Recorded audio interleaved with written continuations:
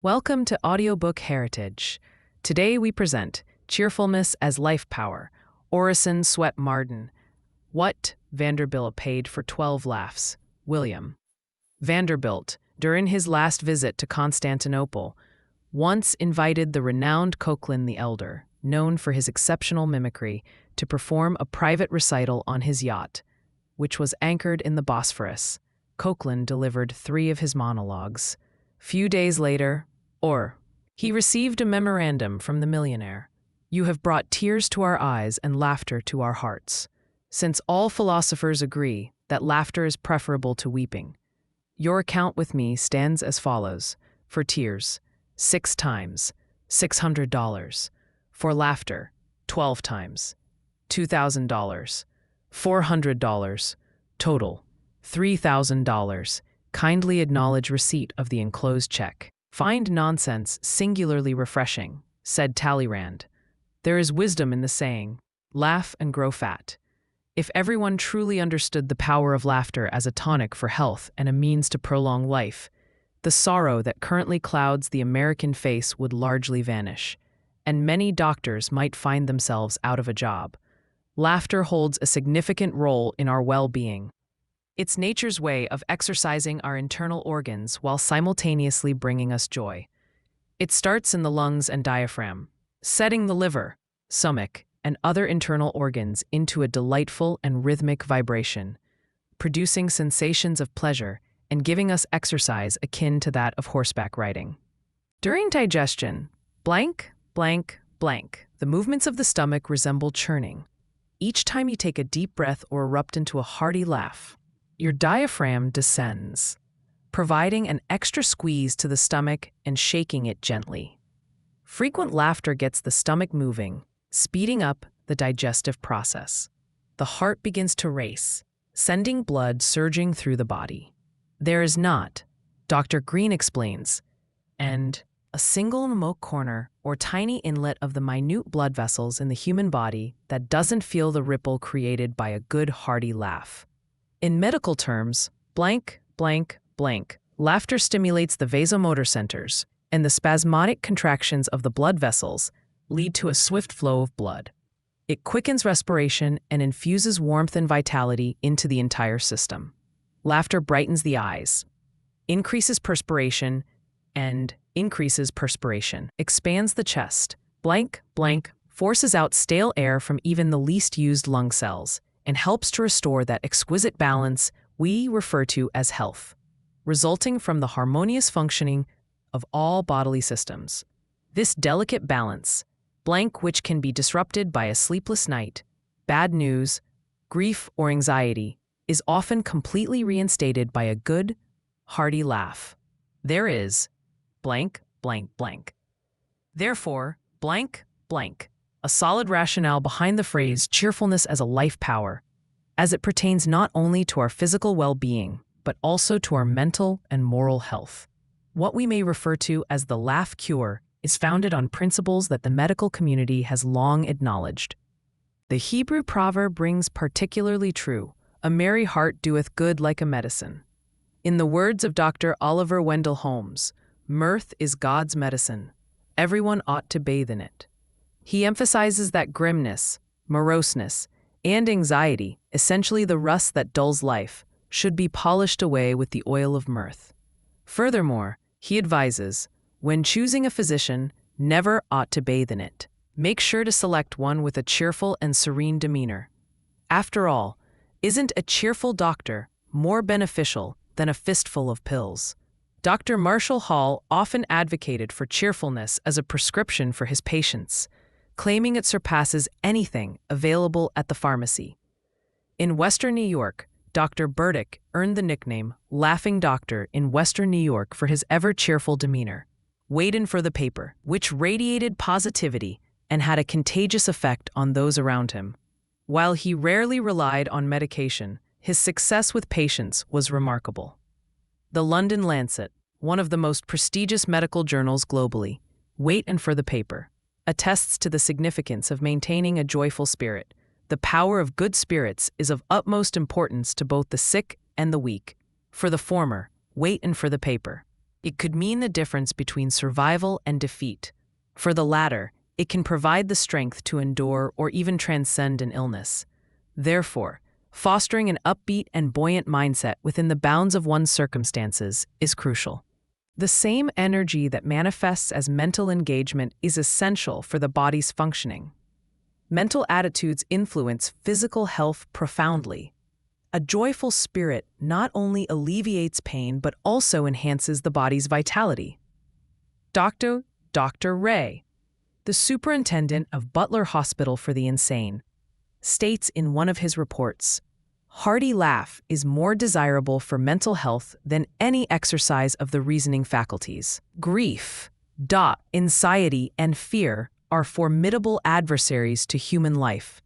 Depressed, sour, and melancholic spirit, a life that has ceased to believe in its own sacredness, power, then descends into a state of querulous egotism or aimless existence, ultimately becoming crippled and ineffective. We must combat every influence that seeks to weaken the mind, just as we would resist the temptation to commit a crime. It is undoubtedly true that, generally speaking, the mind possesses the power to extend the duration of youthful and mature strength and beauty, preserving and rejuvenating physical life through robust mental health. Recently, I came across a story of a man in a neighboring city who had been given up to die. His relatives were summoned, and that was after it, and they stood vigil at his bedside. However, an old acquaintance, who came to visit him, assured him with a smile that he was going to be just fine and would soon recover. He spoke in such an uplifting manner that the sick man couldn't help but laugh. That effort invigorated him so much that he began to rally, and before long, he was well again. Was it not Shakespeare who said that a light heart lives long? The San Francisco Argonaut tells the story of a woman in Milpitas, who, overcome by nearly crushing sorrow, despondency, indigestion, insomnia, and other related ailments, made the decision to shake off the gloom that was turning her life into such a heavy burden. She established a rule for herself to laugh at least 3 times a day, whether there was a reason to do so or not. In doing this, she trained herself to laugh heartily at the slightest provocation, often retreating to her room to find joy in her own company. Before long, she was in excellent health and high spirits. Her home transformed into a bright and cheerful place. It was said by someone who knew this woman well and who wrote an article about her story for a popular magazine that initially her husband and children found her amusing. While they respected her determination, given the sorrows she faced, they didn't fully embrace the spirit of her plan. But after a while, this woman said to me with a smile just yesterday. The humorous aspect of the idea clicked with my husband. When he came home, he would ask me if I had had my regular laughs. He would laugh as he asked, and again when answered.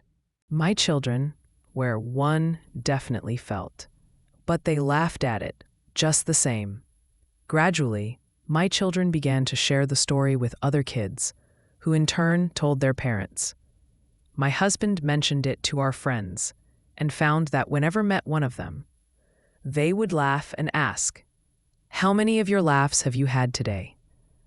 Naturally, they chuckled when they asked, which always made me laugh in return. When first developed, this seemingly odd habit was burdened by sorrow, and this simple rule truly lifted me out of it. Had suffered from intense indigestion. For years, one person had no idea what it meant to feel comfortable. Headaches haunted me daily. Yet now, haven't experienced a single headache in over 6 years. My home feels different to me, where find myself 1,000 times more engaged in its upkeep. My husband has transformed as well. My children are often referred to as the girls who are always laughing, which always made me laugh in return. However, the Queen of Fashion insists that we must never laugh out loud. but considering this same tyrannical figure constricts people with corsets, dabbles in cosmetics, and spends whole nights at dancing parties, while in China, she even has women's feet pinched, find it hard to place much faith in her perspective on laughter as a remedy for human suffering. Still, in all civilized countries, it is considered a fundamental principle of refined manners to refrain from being ill-timed and unreasonably noisy or boisterous in our merriment. A wise person will always respect the decorum upheld by well-bred individuals. Yet a wholesome writer on health asserts, we should do more than simply cultivate a cheerful, hopeful spirit. We should nurture a spirit of mirthfulness that not only finds delight easily and wears a smile, but also revels in hearty, hilarious laughter. And if this quality isn't prominent within us, we should endeavor to develop it, fully aware that genuine, body-shaking laughter will ultimately benefit us. Ordinary good looks rely on one sense of humor. A merry heart makes for a cheerful countenance. Joyfulness keeps both the heart and face youthful. A good laugh fosters better relationships with ourselves and those around us, bringing us closer to the best and brightest aspects of our lives. Physiology backs this up. The great sympathetic nerves are deeply interconnected. When one set carries unfortunate news to the brain, the nerves reaching the stomach also react, leading to indigestion and a gloomy expression. So, laugh whenever you can. It truly is cheap medicine. Merriment is a philosophy that isn't widely recognized. The distinguished surgeon Chavas suggests that we should start with infants and instill a sense of joy in our children. Encourage your child to be cheerful and laugh out loud. A good, hearty laugh expands the chest and energizes the blood. Advocate for a genuine laugh, not just a quiet chuckle, but a hearty one that resonates throughout the house. It will not only benefit your child, but also uplift everyone who hears it. So on. Serving as a powerful remedy for dispelling gloom from a home. Merriment is highly contagious and spreads remarkably. Very few can resist its charm. Hearty laugh is a delightful harmony. Indeed, it is the finest form of music. Children lacking joy, notes a renowned author, will never achieve much. They will never bear fruit. Trees without blossoms will never bear fruit. Huffland, the physician to the King of Prussia, what says? Praises the ancient tradition of jesters at the king's table, whose witty remarks and antics would keep everyone in uproarious laughter. Did not Lycurgus establish the god of laughter in the Spartan dining halls? There's no seasoning quite like laughter at mealtime. It's the ultimate antidote to dyspepsia. How wise are the words of the keen observer, Comfort. The most utterly wasted day is the one in which we have not laughed. Crown for making the king laugh was among the expenses noted by the historian Hume in a manuscript belonging to King Edward II. It is a good thing to laugh, at any rate, said Dryden, the poet, and if a straw can tickle a man, it is an instrument of happiness. Live, Lorraine Sterne, one of the greatest English humorists, in a constant endeavor to fend off the infirmities of ill health and other evils through mirth. Am convinced that every time a man smiles, but even more so when he laughs, it adds something to his fragment of life. Give me an honest laugher, said Sir Walter Scott, who was himself one of the happiest men in the world, always offering a kind word and a pleasant smile to everyone, making him beloved by all. How much lies in laughter, exclaimed the critic Carlyle. It is the cipher key with which we decipher the whole man. Some men wear a perpetual, empty smirk. In the smiles of others lies a cold glint, reminiscent of ice. The rare few can truly laugh, a sound that resonates from deep within, while most merely sniffle, titter, or snicker from the throat, or at best, muster a dry chuckle, as if they were laughing through wool. From such laughter comes nothing of value. The power to laugh, to pause work, and engage in frolic and merriment, forgetting the conflicts of life, states Campbell Morgan, is a divine gift bestowed upon humanity. Therefore, Blessed is the man who can chuckle to himself over his fortune, who can respond to the age-old question, "How old are you?" with Sambo's reply, "If you count the years, sir, I'm 25. But if you measure by the joy I've had, I would say I'm 100. Why don't you laugh? Why don't you laugh? Young man, when troubles arise, you cannot laugh at all. Instead of moping around with a frown and sigh, you can't always have play and sunshine each day. So when troubles come, ask you, why don't you laugh? Why don't you laugh? It will always help to soothe the aches and pains. No road in life is smooth. There are many unseen bumps and hidden stumps over which you'll have to jump. So ask you again, why don't you laugh? Why don't you laugh? Don't let your spirits wilt. Don't sit and cry over spilled milk. If you want to mend it, the cure for Americanitis. During a visit to this country, Prince Wolkonsky proclaimed that business is the alpha and omega of American life. There is no pleasure, no joy, no satisfaction. There is no standard except that of profit. No other country speaks of a man in terms of how many dollars he is worth. In other countries, especially the people live to enjoy life. Here, in Boston, we merely exist for business. Boston merchant echoed this sentiment, expressing that he spent his days anxiously focused on making money and his nights worrying about losing what he had earned. In the United States, a distinguished traveler once remarked, "You find comfort everywhere, but joy is scarce." The relentless pursuit of more and the anxiety over what may be lost consume our lives. French woman, upon her arrival in New York, observed, "Every man we meet seems as if he has set out to borrow trouble, and he certainly has plenty to spare." Another witness noted, "Americans are the best fed, best dressed, and best housed people in the world. Yet they are the most anxious. They cradle potential calamity close to their hearts." Emerson pondered, "Wonder if care and doubt have ever made their presence felt so prominently on the faces of any other population. Old age begins in the nursery. How quickly we Americans drain the vitality from life. With what breathless urgency we chase after everything. Every man you meet seems to be running late for an appointment. The urgency of haste is etched into the very wrinkles of our national face. We are a nation of action. With each passing year, we push ourselves to go faster and faster, squeezing every ounce of productivity from our machinery. Bent shoulders, prematurely gray hair, restlessness, and discontent have become hallmarks of our age and our people. We earn our bread, yet find ourselves unable to digest it. Our overstimulated nerves soon become frayed, leading to irritability, so detrimental for a businessman and so bothersome in social settings. "It is not work that kills men," says Beecher. "It is worry. Work is healthy. You can hardly impose more on a man than he can withstand. But worry is rust upon the blade. It is not movement that destroys the machinery, but friction. It is not so much the great sorrows, the heavy burdens, the major hardships that cast shadows over the brightness of life.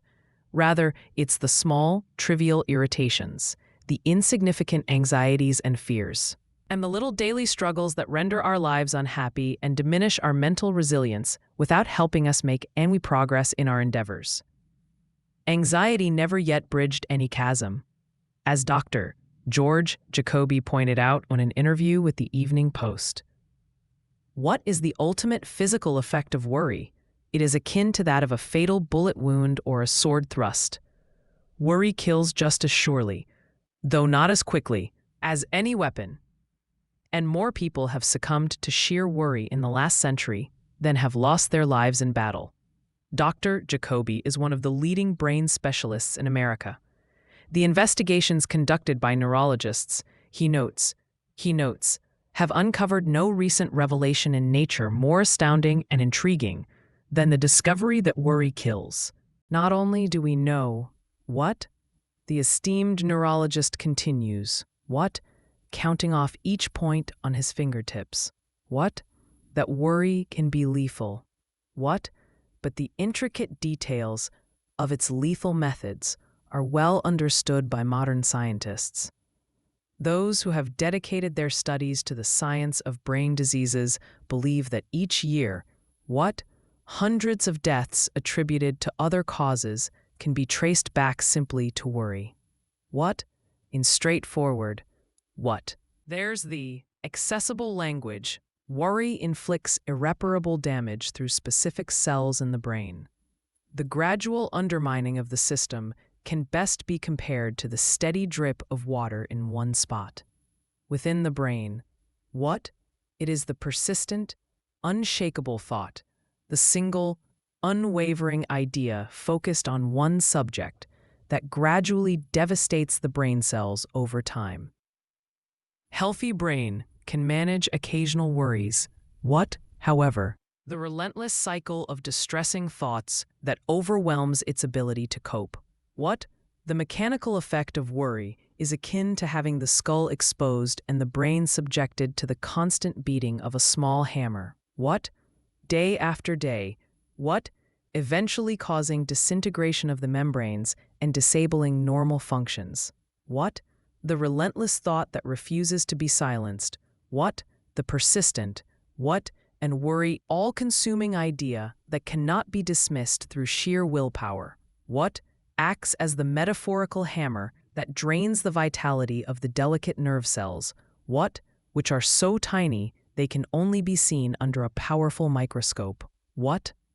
This worry, this thought, this singular idea grows more entrenched over time, leaving the person ensnared by it. As a result, a specific set or area of cells becomes impacted. The cells are intricately connected, woven together by delicate fibers, and they maintain a close relationship with the cells and other regions of the brain.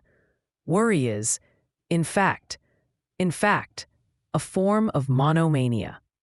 No mental attitude is more detrimental to personal achievement, happiness, and usefulness in the world than worry and its counterpart, despondency.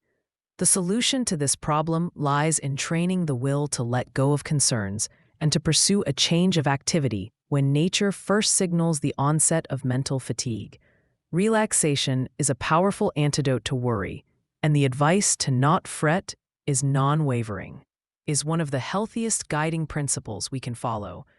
In a life consumed by constant worry, we lag behind, as much as if we were to revert to the earliest steam engines that squandered 90% of coal's energy, rather than utilizing a modern electric dynamo that harnesses 90% of that power. Some individuals squander a significant portion of their energy on unnecessary worries and anxieties, venting frustration and lamenting about the weather and the stubbornness of inanimate objects. In contrast, others manage to channel nearly all of their energy into positivity and moral strength. Those who have mastered the art of living do not waste their efforts on fruitless friction, which only serves to wear down the mechanisms of life without achieving anything meaningful.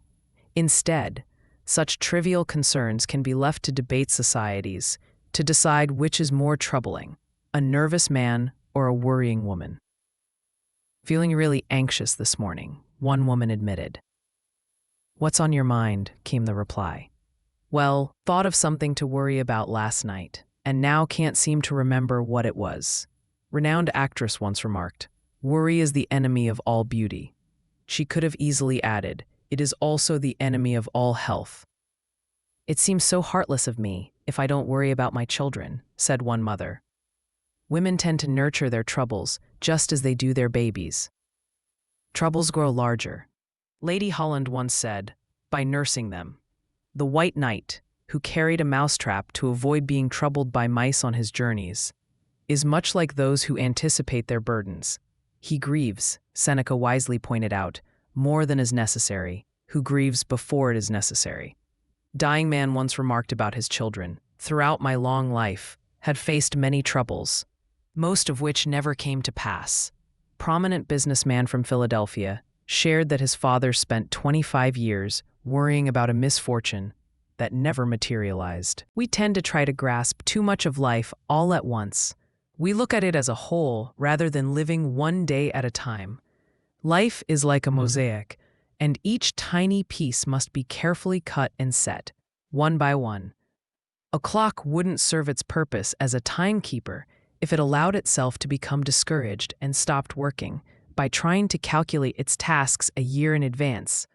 Much like the clock in Jane Taylor's fable, it is not today's troubles that weigh us down, but those of tomorrow, next week, and next year that turn our hair gray, wrinkle our faces, and leave us frozen in place. There's such a thing, Uncle Eben used to say, as having too much foresight. People start calculating what might happen 2 years from now, while they let the fire go out and end up catching a cold right where they stand. Nervous exhaustion rarely stems from current troubles or tasks, but rather from the burdens of worries yet to come. Mental fatigue visits those who gaze too far ahead, who attempt to climb mountains before they even reach them. So, resolutely enclose today within its own walls and live within that space. The past may have been difficult, sorrowful, or wrong, but it's behind us now. Why not take a moment to turn things around? Instead of fretting over unforeseen misfortunes, let's dedicate our hearts to embracing the unexpected blessings that await us in the days ahead.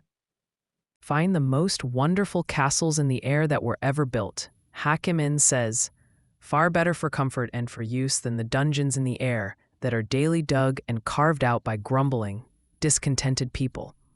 What is this world but what you make of it? Thackeray describes the world as a looking glass that reflects back your own face. Frown at it, and it will sourly return your gaze.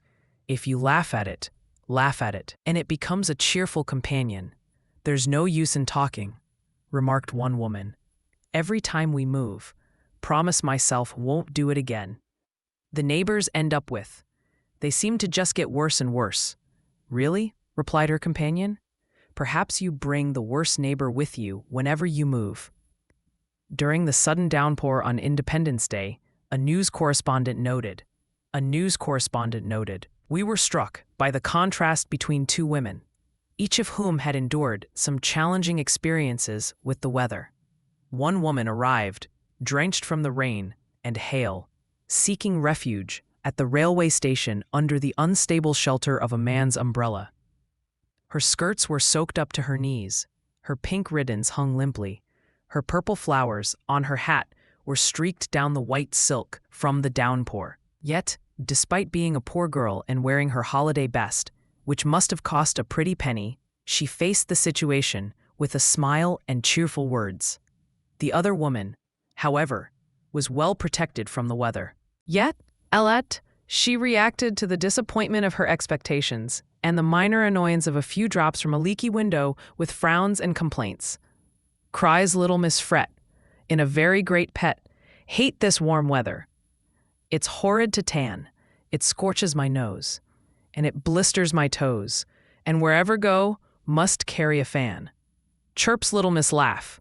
Why? Couldn't tell half the fun am having this bright summer day. Sing through the hours, gather pretty flowers, and ride like a queen on the sweet-smelling hay. Fortunately, a new era has recently begun for our overwhelmed housekeepers, who often find themselves engaged in the half-frantic dusting of corners, sporadic sweeping, and the impatient shoving aside of obstacles in the room. This so often too amazing, all while hurrying and scurrying up and down stairs. As Prentice Mulford points out, it isn't the physical work that exhausts them, it's the mental state they find themselves in that leaves so many looking old and weary by the age of 40. Nowadays, all that's needed to lighten their burdens is a trip to our Hawaiian paradise. Newspaper correspondent Annie Laurie has shared insights about a new type of American girl who has recently emerged in our country. They are as straight as an arrow and walk with the grace of queens in fairy tales. They have long, sleek braids of black hair, soft brown eyes, and gleaming white teeth. They know how to swim, ride, dance, and sing, and their brown skin shines like bronze. There isn't a worried woman in Hawaii. The women there simply can't worry.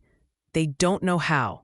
They eat, sing, and laugh, basking in the beauty of the sun and the moon setting, all while embodying a peaceful serenity.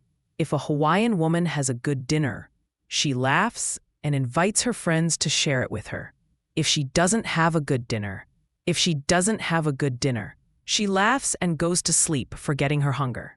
She doesn't fret over what the neighbors in the downstairs flat might think if the butcher's boy hasn't arrived on time. If she can earn some money, she buys herself a nice, new, delightful Mother Hubbard dress.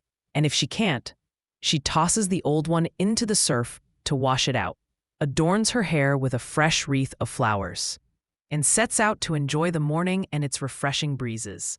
They aren't serious workers. They have no concept that they were placed on this earth to reform the universe. They're just happy. They run across vast expanses of clear, white sand, kissed by vibrant purple waves.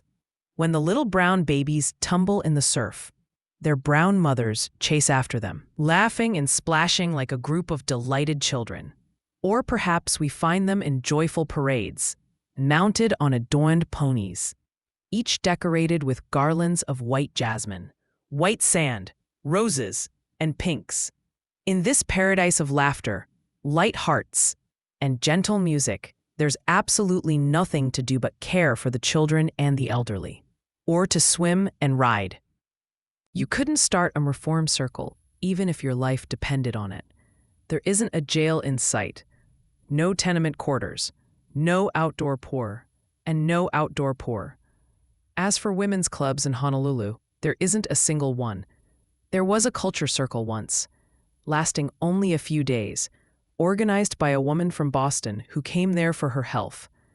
However, it clashed with the afternoon nap time, so hardly anyone showed up. So, when we discuss the theme of worrying women, we must consider our Hawaiian sisters as well, if we are to capture the overall level of worry per capita in our nation.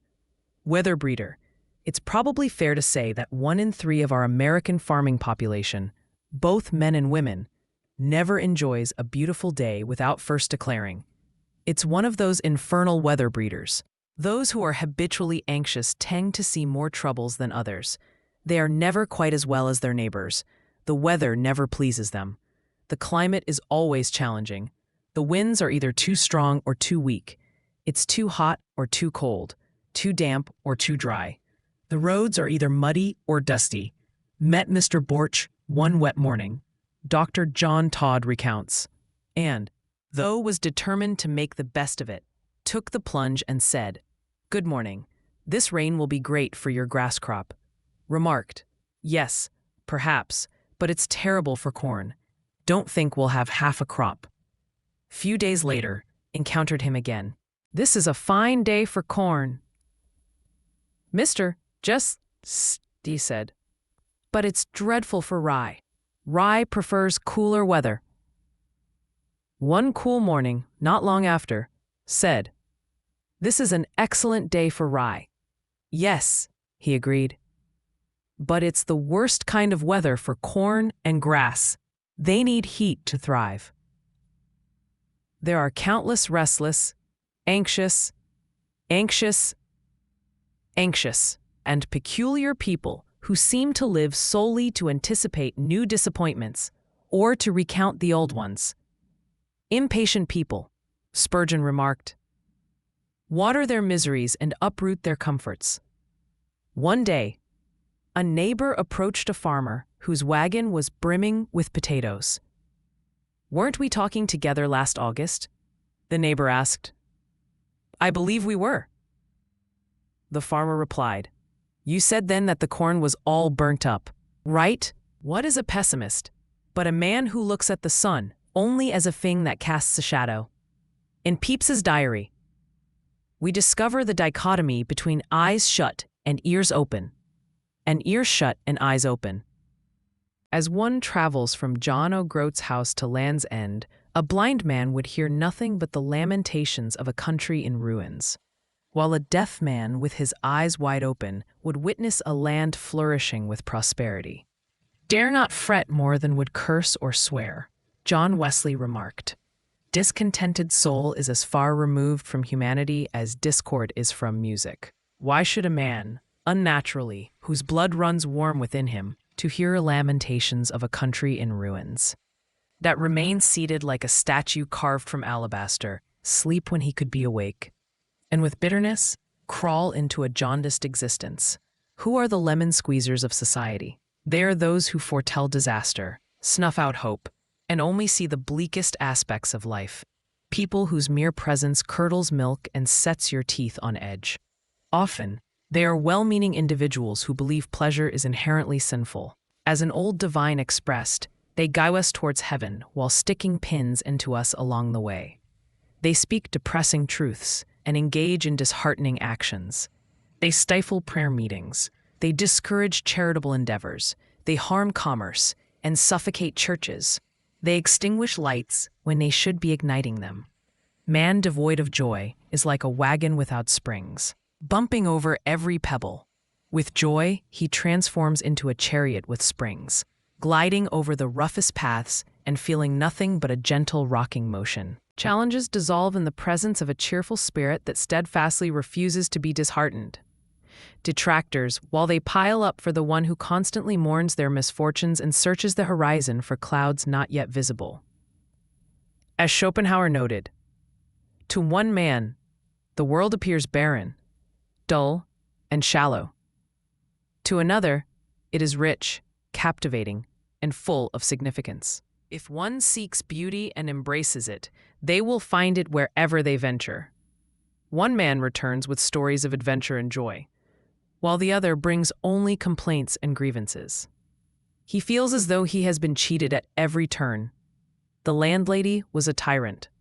The bedroom was stifling, and the mutton resembled rubber more than meat." It's not the sights they encountered or the experiences they shared that shaped their perceptions, but rather their inner worlds, a reflection of their hearts. One attuned to the beauty of life will find echoes of its melody in everything around him, while the other, burdened by negativity, will only hear dissonance in the same circumstances. It serves as a reminder that our outlook can transform our experiences, turning mundane moments into profound encounters or dulling vibrant adventures into tiresome chores. The key lies in the perspective we choose to adopt. The other has always found the coziest nooks, the most affordable houses, the friendliest landladies, the finest views, and the best meals. What is an optimist? This is the question a farmer's boy posed to his father. "Well, John, well," replied his father, "the dictionary definition of that word any more than can for many others. But I've got a sort of an idea of what it means. You probably don't remember your Uncle Henry. But if there ever was an optimist, he was one. Things always seemed to turn out right for Henry, especially when it came to anything tough he had to tackle. It just didn't feel hard. It was simply kind of solid, pleasant. Take hoeing corn, for example. If anything ever wore me out, it was hoeing corn in the hot sun. But in the field, just when started to feel a little worn out, Henry would look up and say, 'Good, Jim.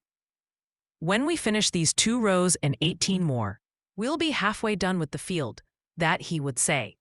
His cheerful tone always lifted my spirits, and couldn't have been more delighted even if we'd finished the entire task. After that, the rest would seem easy. But the hardest work we faced, hoeing corn, was a walk in the park compared to this, was picking stones. There was an endless supply of stones on our old farm if we wanted to grow anything at all. Whenever we weren't caught up with something urgent, there was always stone picking to do. Every plow seemed to unearth a fresh batch, making it feel as though we had to start all over again. You'd think, listening to Henry, that picking stones was the most enjoyable task in the world. He viewed it differently than anyone had ever met. Once, when the corn was all hoed and the grass wasn't quite ready to cut yet, had everything set for a fishing trip. Just as was about to head out, my father called us to pick stones in the west field. and was on the verge of tears. But then Henry chimed in. "Come on, Jim. I know where there are lots of nuggets." Can you believe it? That boy had this idea that the field was what he called a placer mining field. He got me into it, and swear, I felt like was in California all day, was having such a great time.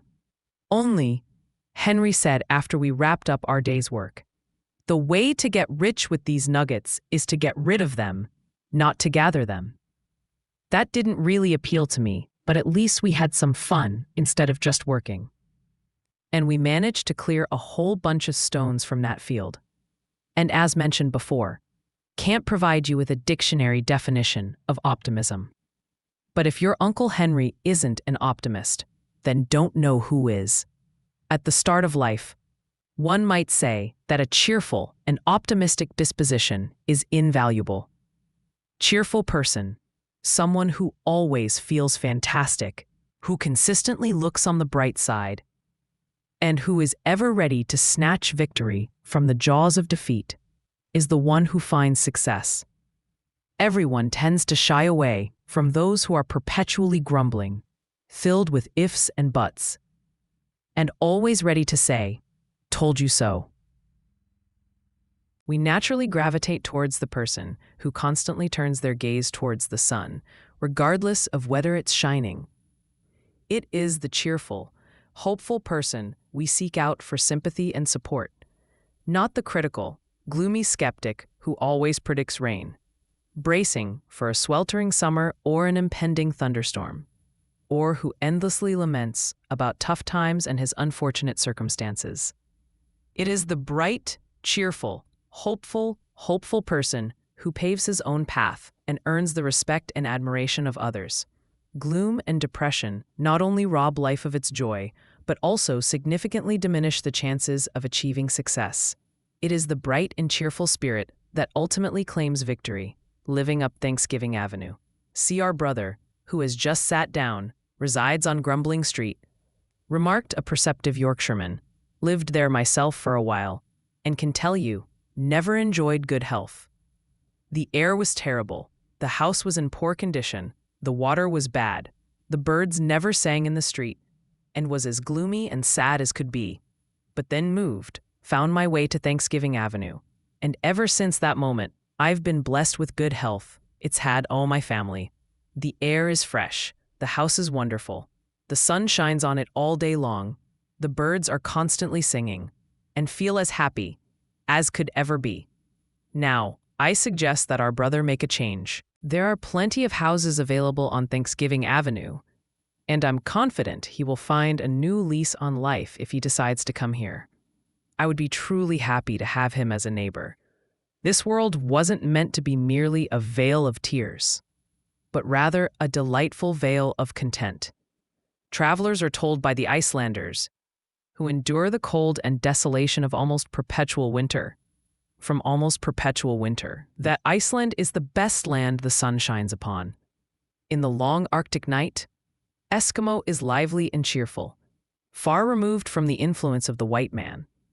Yet, in the beautiful landscapes and Eden-like climate of Central America, the indigenous languages boast a dozen words for pain, misery, and sorrow, for every single word that conveys cheer. When a Persian king was advised by his wise men to wear the shirt of a contented man, they discovered that the only truly contented man in the kingdom didn't own a shirt. The most contented individual in Boston isn't found on Commonwealth Avenue, nor does he conduct his business on State Street.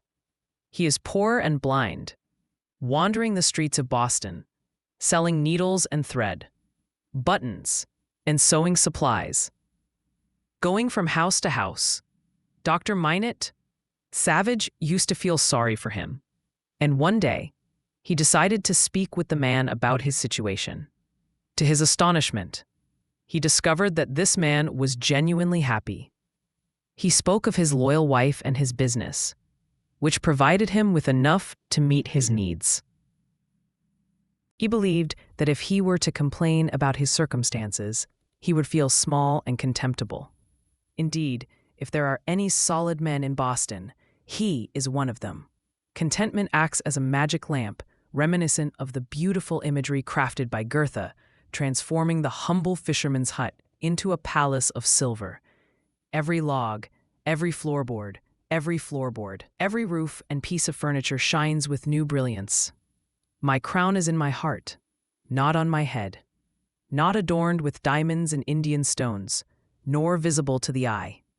My crown is called content, crown that seldom kings enjoy. Oiling your business machinery. Business is king.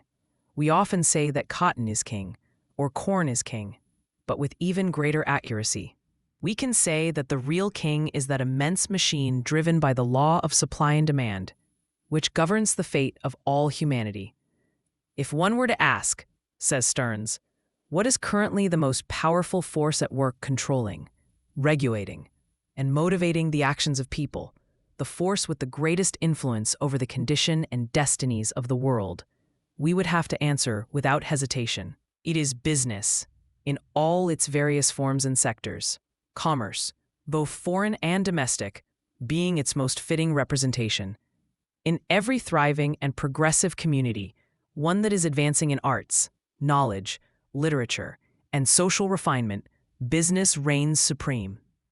Other societal influences may be equally essential, and some may even appear far more dignified.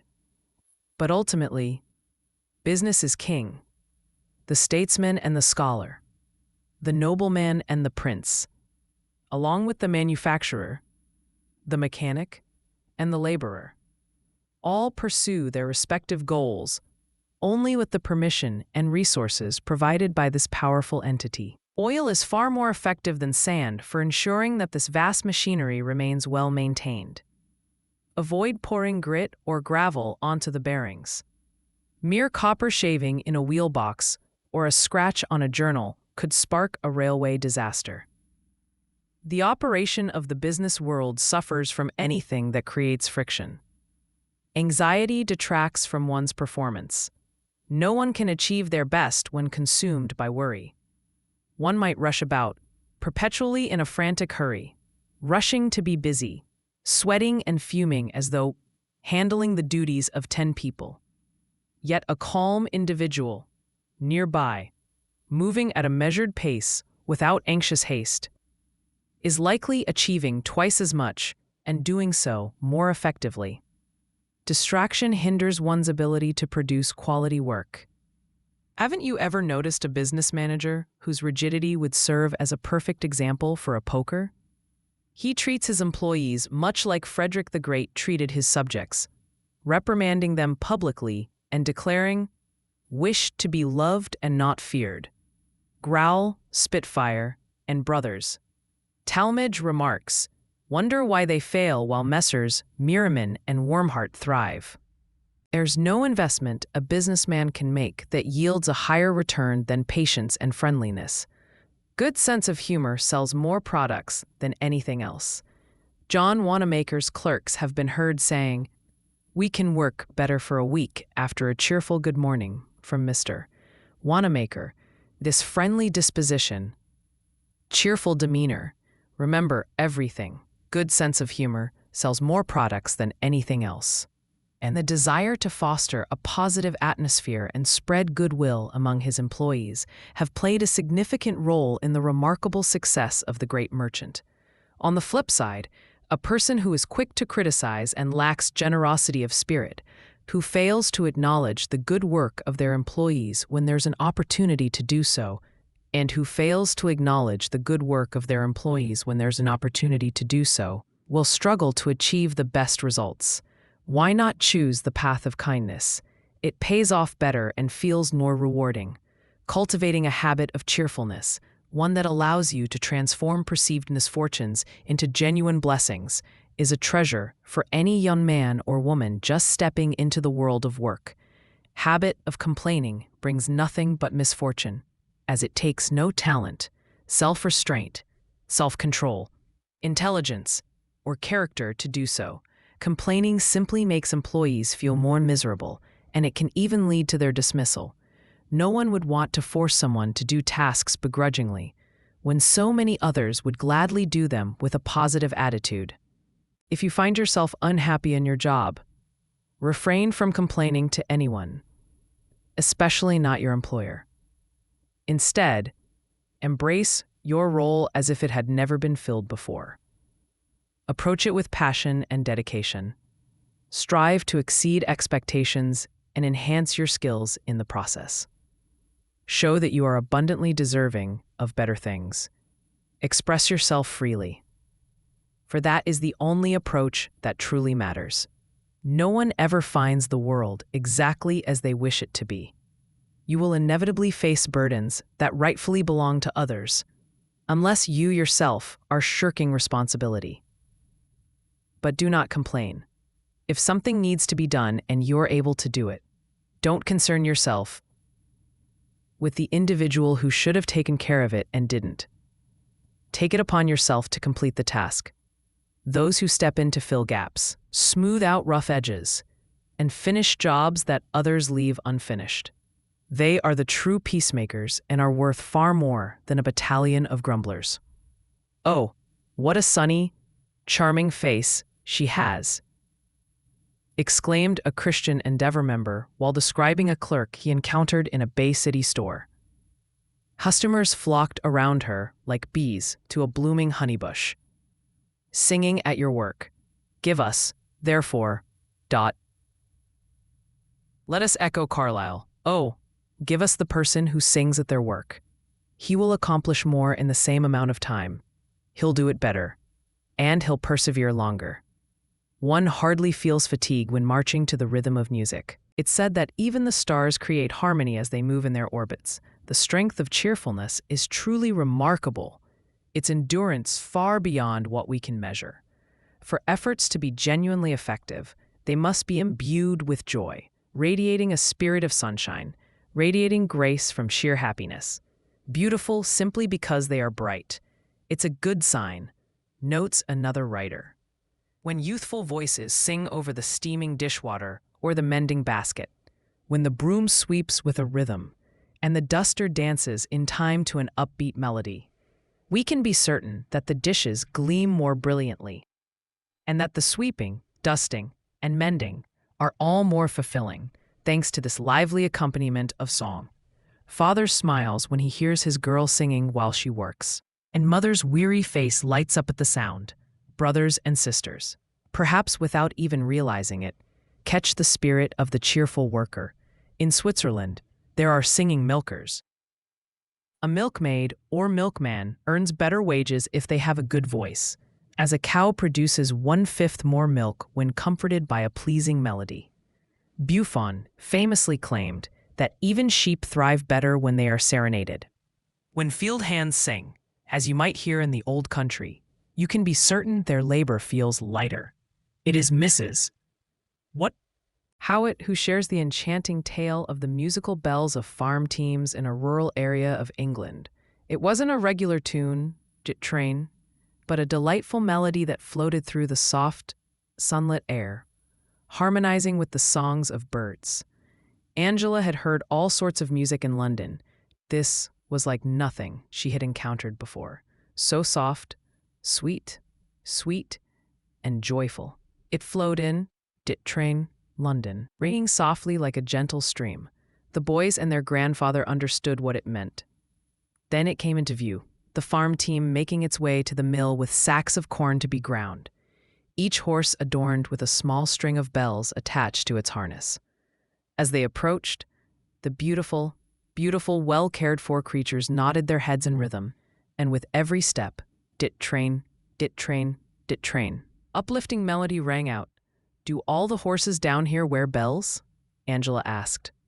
"By no means. They do cost something. But if we can make a horse's work easier by giving him a little music that he loves, he will feel less worn by his labor. And that's a valuable consideration. He's capable of deriving great joy from music. Spirit of song, train, if not the act of singing itself, is a constant source of delight for us. It's like passing through sweet meadows alive with bobolinks." Beecher once remarked, "Some men move through life like a band of music, spreading joy on all sides, filling the air with delightful sounds that reach everyone, near and far, who can listen. Others, however, create a clamor that harshly fills the atmosphere. Many people journey through life with their words, their tempers, or their entire demeanor carrying weight, causing dread in those around them. In contrast, some individuals infuse the air with their presence and sweetness, much like orchards in October, saturating the atmosphere with the fragrance of ripe fruit. Good humor, health and good humor, Massillon observed, are to the human body what sunshine is to plants. The late Charles Dana radiated enthusiasm for his work. He was at his office every day, right up until his last illness. At one point, a cabinet officer remarked to him, "Well, Mr. Dana, can't understand how you endure this relentless grind." To which Mr. Dana replied, "Grind? You couldn't be more mistaken. I have nothing but fun." Bully was one of his favorite words, a slang term used to express uncommon pleasure, such as that experienced on a trip abroad, or a getaway to Cuba or Mexico, or from reading something particularly delightful in the sun. "One of my neighbors is a very ill-tempered man," Nathan Rothschild remarked. "He tries to annoy me and has built a large pen for pigs close to my path. So, when go out, I hear grunt, grunt, grunt, then squeak, squeak. This doesn't bother me. I'm always in good humor." Once, offended by a scathing article, a gentleman visited the Tribune office to confront the editor. He was led into a small 7-by-9 office, where Greeley sat with his head bent over his paper, scribbling away at a rapid pace. The irritated man began by asking if this was Mr. Greeley. "Yes, sir. Sir, what do you want?" The editor replied promptly without glancing up from his work. The irate visitor then unleashed a torrent of words, completely disregarding any notions of propriety, good manners, or reason. Meanwhile, Mr. Greeley remained focused on his writing. Page after page flew off his pen with remarkable intensity, his expression unchanged as he paid no heed to his visitor's tirade. After about 20 minutes of the most fervent scolding ever delivered in an editor's office, the frustrated man became fed up and abruptly turned to leave the room. It was only then that Mr. Greeley finally looked up, rose from his chair, and, quote, with a friendly slap on the man's shoulder, said in a cheerful tone, "Don't go, friend. Sit down, and let it all out. It will do you good, you'll feel better for it. Besides, it helps me think about what need to write. Don't go. One good hearty laugh," says Talmage, "is like a bombshell exploding in the right place, while spleen and discontent are like a gun that kicks back at the shooter. Everyone, Tackett, remarks Lubbock, appreciates a person who can enjoy a laugh at their own expense, and rightly so, as it demonstrates good humor and good sense. When you can laugh at yourself, others won't laugh at you." People vary greatly in their sense of humor. Just as some are deaf to certain sounds or blind to certain colors, there are those who seem oblivious to specific pleasures. What makes me laugh until nearly convulse might not affect them at all. Isn't it worth making an effort to find the humorous side of our petty annoyances? How could the two boys help but laugh after they had argued for so long over the possession of a box found by the wayside, only to discover that its contents were empty? The ability to navigate through the scolding and irritating behaviors of others is a valuable skill in the realm of business. Maintaining a sense of serenity amidst life's minor trials is a truly valuable gift. Positive attitude not only brightens our days but also contributes to our health. Highly regarded medical expert has noted that while excessive work, exposure to the elements, lack of adequate and nutritious food, poor living conditions, laziness, and excess are all detrimental to human life, none are as harmful as intense and uncontrolled emotions. Many people have lived long lives despite these challenges. but it is rare to see those with quick tempers reach an old age. Pulteney Bigelow, in Harper's Magazine, recounts the story of Jameson's raid on the Boers in South Africa, mentioning how the victorious Boers fell to their knees in gratitude for their win, prayed for their enemies, and treated their prisoners with utmost kindness. Our foreign missionary books share similar stories, highlighting a characteristic feature of the childlike faith of new converts who take our Lord's words, "Love your enemies," literally. It is not true that the devil has a role in everything. Strong confidence in God and faith in the joyful possibilities of life can do more to ease the burdens of our daily struggles than anything else. Le diable est mort. Courage, ami. Le diable est mort. Courage, friend. The devil is dead was Dennis's constant rallying cry, which he would share with everyone. They might not understand it, he would say, but it awakens them. Carry this good news from city to city to uplift men's hearts. One day, he encountered a child who had broken a pitcher.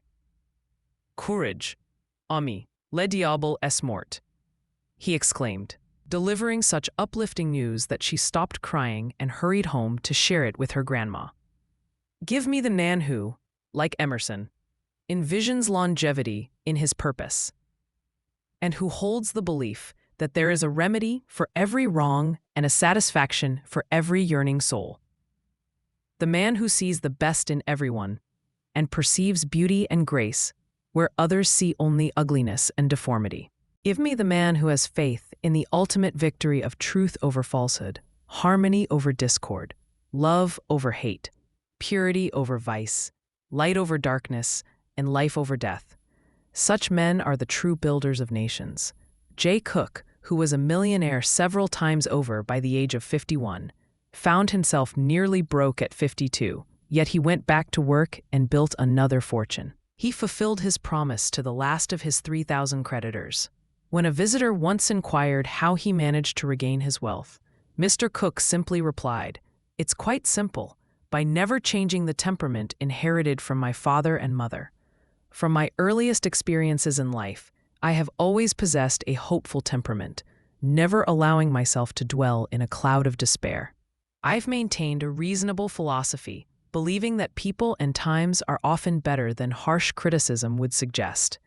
I've always thought our American world is brimming with wealth. It was merely a matter of rolling up my sleeves and seeking it out. That, believe, is the secret to my success in life. I've always chosen to look on the sunny side. Everything is lost." A New York businessman exclaimed in despair upon returning home, but as he regained his composure, he realized he still had his wife, his children, and the promises of God to anchor him.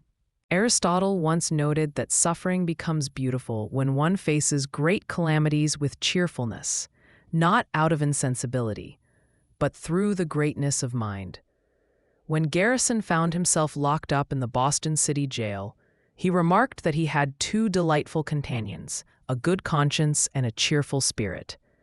To live while always perceiving the invisible source of all things is the most blessed state of being, for the tranquility it brings. Cast aside those individuals who wail through life, ... wrote Becker, while pretending to be birds of paradise. Anyone who cannot laugh and find joy should reflect on themselves. They ought to fast and pray until their face shines with light. Martin Luther once shared a time when he felt deeply discouraged and troubled by himself. ... the world ... and the church, particularly in light of the limited success he believed he was achieving. This despondency cast a shadow over his entire household, and his good wife found that cheerful words and actions could not lift his spirits. Eventually, she devised a clever plan that worked wonders. She came before him dressed in deep mourning. "Who has died?" Luther inquired, ... astonished. "Oh, do you not know? ... Martin? God in heaven is dead. ... How can you say such nonsense? ... Catha, how can God die? Why, he is immortal. ... and will live for all eternity. Is that really true? She pressed, as if she could hardly believe his claim that God remained alive. How can you doubt it? Just as surely as there is a God in heaven, the awakened theologian asserted. It is certain that he can never die. And yet, she replied gently, in a tone that made him look up at her. Even though you have no doubt about God's existence, you become hopeless and discouraged as if there were none. It seems to me you are acting as if God were dead. The spell was broken. Luther burst into hearty laughter at his wife's insight and her clever manner of delivering it. Realize, what a wise woman my wife is, who has conquered my sadness. John Paul Richter's vision of no God stands out as one of the most somber reflections in all of literature. Tempestuous chaos, no healing hand, no infinite Father. Awoke. My soul wept for joy that it could again worship the infinite Father. And when rose, one heard flowing from nature itself sweet, peaceful tones, akin to the sound of evening bells. Taking your joy every day just as you approach your work. 10 things are said to be necessary for happiness in this life. With the first being good digestion, and the other 9 money. Or so modern philosophers suggest. However, the author of Gentle Life speaks more truthfully when he expresses that the divine creation encompasses countless superfluous joys that are entirely unnecessary for the mere sustenance of life. True happiness is found in the person who knows how to extract joy not from ideal circumstances, but from the reality surrounding him. The individual who has grasped this secret will not wait for perfect conditions. He will not postpone his happiness until next year, the next decade, until he becomes wealthy, until he can travel abroad, or until he can afford to be surrounded by masterpieces of great artists. Instead, he will seize the day and make the most of life right now, exactly where he is. Why do we long, sighing endlessly for the distant and elusive, while the beauty surrounding us offers a quiet, constant melody? Happy is the man who can truly claim today as his own. He who is secure within himself can confidently say, "Tomorrow, do your worst, for I have lived today." Paradise exists here. That is, or not at all. You must carry your joy with you, or you will never discover it. It's after business hours, not during them, that people collapse under pressure. Just like Philip Armour, who knew how to lock away his work when he stepped out. Men must unlock the doors to wholesome recreation. Dr. Lyman Beecher would entertain himself with his violin, adhering to a routine he called unwinding, relieving the immense pressures he faced. As Dr. Johnson said, man should spend part of his time with those who bring laughter. Humor was Lincoln's life raft, just as it has been for countless others. If it weren't for this, he would say, would perish. His jokes and quirky stories brightened the shadows of dark times for the nation. Next to virtue, Agnes Strickland noted, the joy in this world is what we can least afford to lose. When the harness comes off, Judge Halliburton remarked, a creature likes to kick up its heels. Have fun from morning till night. Charles Dana, the editor, told a friend who was becoming prematurely old, do you read novels, play billiards, and walk a lot? Gladstone developed a habit early on of focusing on the brighter side of life and never lost a wink of sleep over public affairs. There are countless outdoor sports, and for many, the mere presence of nature is a profound source of joy. How true it is that when we are cheerful and content, all of nature seems to smile with us. The air feels more soothing. The sky appears clearer, the earth glows with a brighter green, the trees boast richer foliage, the flowers release sweeter fragrances, the birds sing more beautifully, and the sun, moon, and stars shine more brilliantly. It is a grand thing to live, to awaken each morning and gaze upon the world, to breathe in the fresh air and bask in the warm sunshine, to feel the pulse racing and the body brimming with strength and vitality.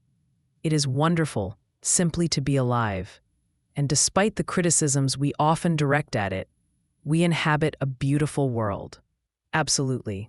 To hear the bee sing among the sunny blossoms, to me, his lazy melody is sweeter than the honey he produces. For, while the shadows dance along the path to noon, my joyful mind drifts off to dreamland on his tune. Love to hear the wind rustle through the blushing petals, and when a delicate flower falls, to observe its gentle landing. Enjoy watching each leaf descend upon the lush green grass, my mind drifting idly back to the bubbles on the surf. Love to lie on the grass, allowing my gaze to wander both earthward and skyward, while peacefully reflect on the abundant pleasures this world holds for those who measure life by its bright blessings. Surrounding us are what one has cheerfully referred to as unworked joy mines.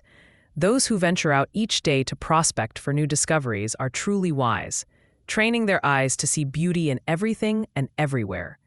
As Goethe wisely said, one ought that every day, at least to hear a little song, read a good poem, see a fine picture, and couple like if possible, to speak a few reasonable words. And if this is beneficial to ourselves, why not share the song, the poem, the picture, and the good words with someone else? Will music and poetry fade away from your life while you struggle for things that can never enrich your character or elevate your soul? Should a disciplined imagination not fill your mind with beautiful images? Those with a wealth of intellectual resources to draw upon will find ample opportunities for wholesome daily recreation. Archbishop Whately once remarked that we should not only cultivate the fertile fields of our minds, but also nurture the gardens of pleasure. Well-balanced life is a joyful life, a harmonious blend of fine qualities, an untroubled temperament, clear judgment, and well-developed faculties. In a corner of his desk, Lincoln kept a copy of the latest humorous book. It was often his practice, when feeling fatigued, annoyed, or downcast, to pick it up and read a chapter, finding great relief in its pages. Whether clean and sensible wit or sheer nonsense, anything that could inspire laughter and brighten one's mood, this too is a gift from heaven. In the realm of literature, what is profound and uplifting can easily become a part of every person's journey. An appreciation for fine literature, for captivating fiction, for exploration, for history, and for biographies, what could be better than that? The title of the Queen of the World is most fitting for Victoria, for she represents the ideal of a noble wife, the queen of her husband's heart, the revered mother whose children rise up to call her blessed. Noticed, Franklin remarked, a tradesman, among many others, and a revered mother whose children rise up to call her blessed. No high, no dreary day seems dividing Wyatt and I. He always seemed to be in high spirits, offering a kind word and a smile to everyone he encountered. No matter how cold, dreary, or sunless the day may be, a joyful smile danced across his cheerful face. One morning, ... approached him and asked for the secret behind his perpetual good cheer. ... There is no secret, ... he replied. I have one of the best wives, ... he continued. When go to work, ... she always has a kind word of encouragement for me. And when come home, ... she greets me with a smile and a kiss. ... Tea is always ready. And she does so many little things throughout the day to please me that simply can't bring myself to say an unkind word to anyone. ... Some of the happiest homes I've ever visited, ideal homes, ... where intelligence, ... peace, ... and harmony thrive, have belonged to those who are less fortunate. ... There were no luxurious carpets covering the floors. ... No expensive paintings on the walls. ... No piano. ... No library. ... And no grand works of art. ... Yet, within those walls, ... Found contentment flourishing. ... Devoted and selfless lives were dedicated to maximizing the happiness of each other, striving to bridge the gap left by their limited means through intelligence and kindness, single cheerful, bright, and contented spirit within a household can elevate the spirit of all those around them. The heart of the home lies in the hands of its most cheerfully determined member, who sets the tone for everyone else. It is often said that young men can be domineering, imperious, and brusque in their demeanor. They lack the grace, urbanity, and subtlety that come from the influence of the female spirit, which embodies delicate instincts, sound judgment, acute perceptions, and remarkable intuition. The harmony created by blending masculine and feminine qualities forms the most admirable character in each individual. The woman endowed with what Helen Hunt so eloquently described as a genius for affection, unquote, truly reigns as the queen of the home, unquote. Washington Irving once remarked on the incredible fortitude with which women navigate the most overwhelming adversities of life. Those disasters that break a man's spirit and leave him prostrate in the dust seem to evoke all the energies of the gentler sex. In such moments, their courage and elevated character can reach near sublime heights. Unquote. If a wife cannot create a bright and happy home, one that is the cleanest, sweetest, and most cheerful place for her husband to find refuge from the toils and troubles of the outside world, unquote, then God help the poor man. He is, in essence, homeless. Longfellow once said, "Homekeeping hearts are happiest." So, what truly defines a good wife or a good mother? Choate. His response seemed to encapsulate the profound admiration and respect he held for his wife. In that split second, he recognized the strength and grace of womanhood and how pivotal it is in shaping not just a home, but also the very essence of society. A good wife or mother is truly a divine gift, someone who embodies care and compassion, whose love runs deeper than any measuring scale can fathom. She is there to uplift in times of sorrow, to bring joy into everyday moments, and to provide unwavering support during life's challenges. The beauty of the relationship between partners is that it goes beyond mere companionship. It is a partnership where faith, strength, and tenderness intertwine. Just as Joseph Choate saw the value in his wife, so too should we recognize the immeasurable worth of those who nurture and guide us. They are the beacons of light that illuminate our paths, reminding us that we are never truly alone in this world. Choate's second husband said, "Pleasant words are like a honeycomb, sweet to the soul and health to the bones." It's the small disagreements, the minor criticisms, the subtle insinuations, the sharp remarks, and the moments of impatience and unkindness that often sow discord and unhappiness within families. Imagine how much brighter our homes could be if they radiated the same positivity as the sunlit countenance of Lord Holland. As described by Rogers, he always comes to breakfast like a man upon whom some sudden good fortune has fallen. The importance of kind words shared daily is well illustrated by Aunt Jerusha in her reflections to our dear friend from Zion's Herald. If only people could have their funerals while they are still alive and well. Struggling along. What a support that would be, she lamented after returning from a funeral. What a support that would be if she could have heard the minister's words. Oh, poor soul, she never realized how much they appreciated her. Ms. Brown felt disheartened. You see, Deacon Brown had a tendency to blame everything on her. I don't suppose he meant any harm. It was just his way, but it was exhausting. When things wore out or broke, what a support that would be. He acted as if Ms. Brown had done it on purpose, and everyone followed his lead with the measles or whooping cough. And the minister was there, talking about how the deacon brought his young wife to this wilderness when it was nothing but barren land, and how patiently she endured all the hardships, and how good a wife she had been. The minister wouldn't have known any of that if the deacon hadn't shared it with him. Oh dear, if only he had told Ms. Brown herself what he truly thought, believe he could have saved her from this funeral. And when the minister said how the children would miss their mother, it seemed like they couldn't bear the thought. Dear poor little things. Well, it's true enough. Ms. Brown was always doing for someone. As they sang about sweet rest in heaven, I couldn't help but think that was something Ms. Brown would have to get used to, for she never had any of it here. She would have been so pleased with the flowers. They were beautiful. Dear poor little things, no doubt about it. You see, the deacon was never keen on her having a flower bed. He believed it was much nicer to see good cabbages growing. But Ms. Brown always had a soft spot for sweet-smelling things, like roses and such.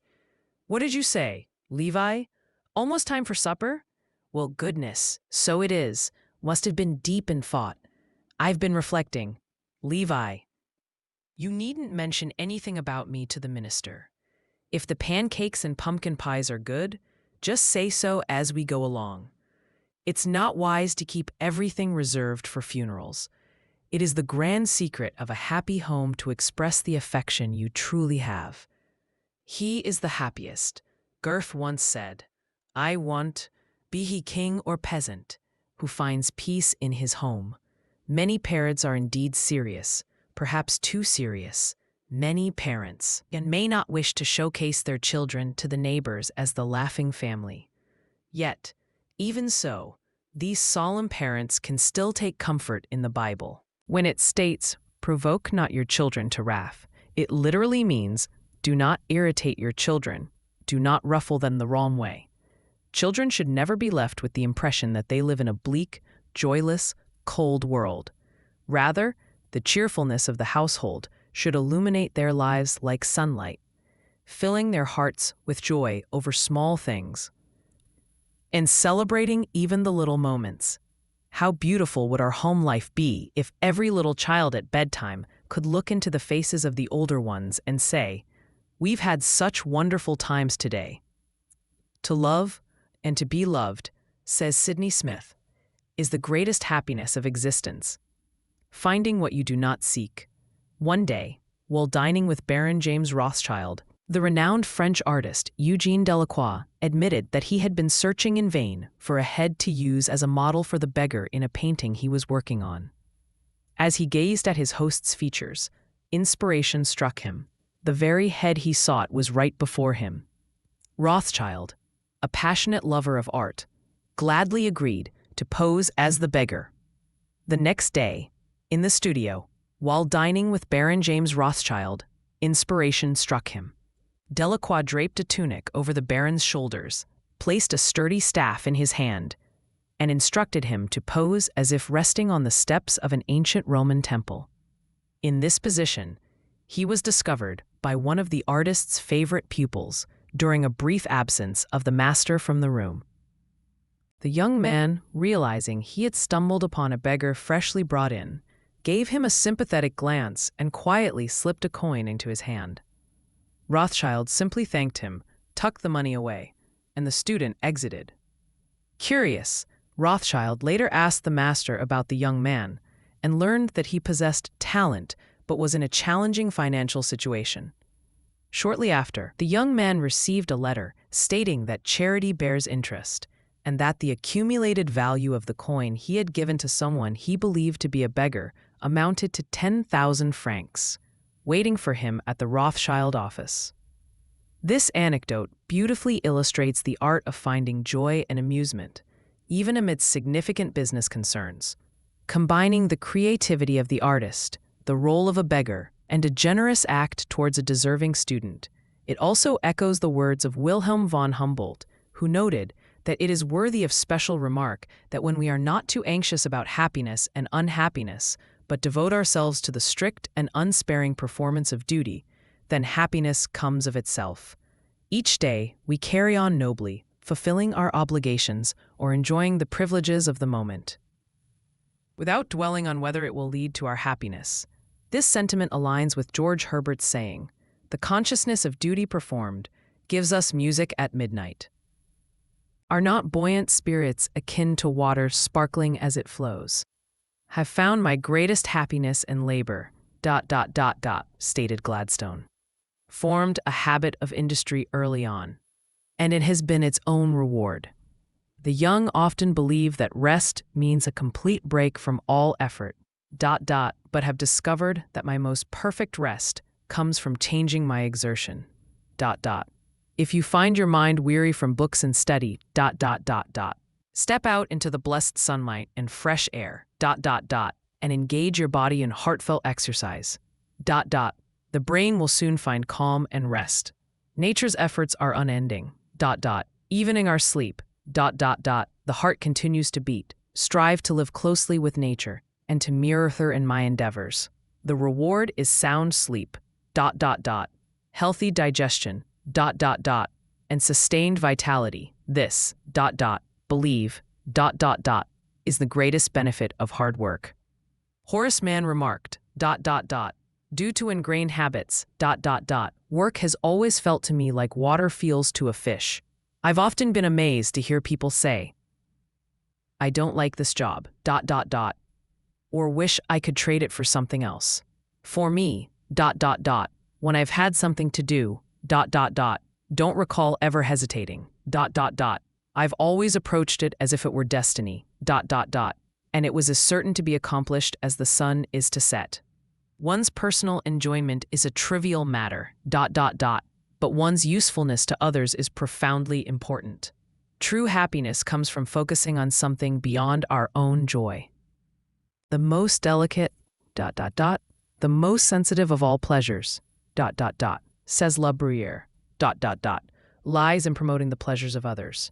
Hawthorne has remarked that the inward joy found in imparting pleasure is the finest of all. Oh, it is great, declared Carlyle, and there is no other greatness to make some corner of God's creation more fruitful, better, more worthy of God to make some human heart a little wiser, braver, happier, more blessed, less cursed. What could be better than the joy of service, of having an honorable role in the world's work? The Lord must love the common people, said Lincoln, for he made so many of them and so few of the other kind. To extend the cup of joy to all is indeed an angelic task, and nothing enhances one's beauty more than being engaged in it, The high desire that others may be blessed savors of heaven, The memory of those who dedicate their lives to painting sweet pictures of faith and trust in the galleries of sunless existence will never fade from this earth. Engaging in acts of kindness quietly, only to have them discovered by chance, brings great joy, As Charles Lamb once said, This is the greatest pleasure no, Benjamin Franklin remarked, money never yet made a man happy, and there is nothing in its nature to produce happiness, Using money to do good transforms life into a delight for the giver, How joyful was the life of Jean Ingelow, who, having sold 100,000 copies of her poems and 50,000 of her prose works, who generously allocated a significant portion of her earnings to charity. One of her unique initiatives was hosting a copyright dinner 3 times a week for 12 individuals recently discharged from nearby hospitals. Indeed, no one was happier because of it than the poet herself. Meanwhile, in that poor young men and women who were striving to get an education were supported. Homes for working men and women were established. And model apartment buildings were constructed. He also championed a project to reclaim wasteland on the outskirts of London. This land was utilized to assist unfortunate individuals who wished to rise from the depths they had fallen into due to harsh social conditions and their own weaknesses. It is said that this initiative inspired General Booth in the creation of his colonization farms. Ruskin was also known for his generosity toward struggling artists and did much to foster artistic appreciation among the youth. On one occasion, he purchased 10 exquisite watercolor paintings by Holman Hunt for $3,000, 1850, intending for them to be displayed in the public schools of London.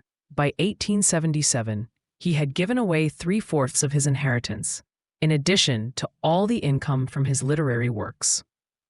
But the calls of the poor, meaning encouraging by educating and uplifting the lives of working men and bringing more sunshine and joy, compelled him to decide to give away nearly all of his remaining wealth, keeping only enough to provide for himself an annual income of $1,500. Our own Peter Cooper, in his later years, was one of the happiest men in America. His kindness shone through in his expression. Let anyone feeling down take a map and census of the world and consider how many millions would gladly trade places with him.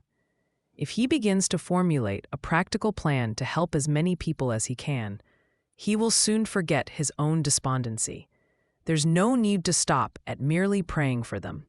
He should give every dollar he can without burdening the Lord about it. Let him scatter his kindness along the way, for he will never travel the same path again. No one in England had a finer day than Du Maurier on that chilly afternoon when he took the hat of an old soldier on Hampstead Road and sent him off to the soup kitchen in Euston to warm up. The artist sketched portraits on a blackboard, reminiscent of his usual work for Punch, and soon collected a generous amount of small coins for the grateful soldier.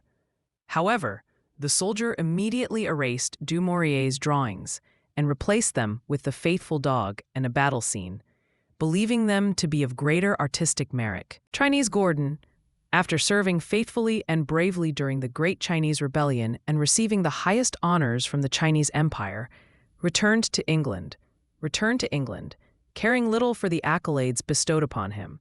He took up a position at Gravesend, just south of London, where he opened his home to boys from the streets, teaching them and shaping them into men. He then helped them secure positions on ships, following their journeys across the globe with letters offering advice and encouragement. His head in whole, he was appointed to give a lecture in a town in Great Britain, 6 miles from the railway. Said John Gough, "Man drove me in a carriage from the station to the town. Noticed he was leaning forward in an awkward position, his face pressed close to the window glass. Soon, he folded a handkerchief and tied it around his neck. Asked him if he was cold.